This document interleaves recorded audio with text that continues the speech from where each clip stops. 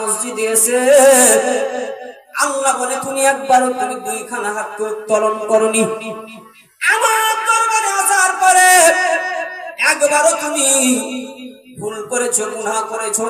বলতে পারো নি আল্লাহুম্মা ইন্নী যালামতু নাফসি যুলমান কাসীরান ওয়া লা ইয়াগফিরুয যুনুবা ইল্লা আনতা ফাগফিরলি মাগফিরাতাম মিন ইনদিকা ওয়ারহামনি ইন্নাকা আনতাল গফুরুর রহিম। একবার যদি আমার মসজিদে আসতে আর আসার পরে বলতে আল্লাহুম্মা গফিরলি, হে আল্লাহ ইন্নী যালামতু নাফসি, আল্লাহ আমি নিজের নফসের উপরে জুলুম করেছি, আমি নিজের নফসের উপরে অত্যাচার করেছি, আল্লাহ মাফ করে দাও, মাফ করে দাও। আমি রব্বুল আলামিন একবার যদি আমার ঘরে আসতা, একবার যদি আমার মসজিদে আসতা, একবার যদি আমার কাছে তুমি মাফি চাইতা, একবার যদি তুমি তওবা করতা, আমি রব্বুল আলামিন যদি তোমার সমুদ্রের পাহাড় সমতুল্য, যদি সমুদ্র সমতুল্য তোমার গুনাহ হয়ে থাকতো, আমি রব্বুল আলামিন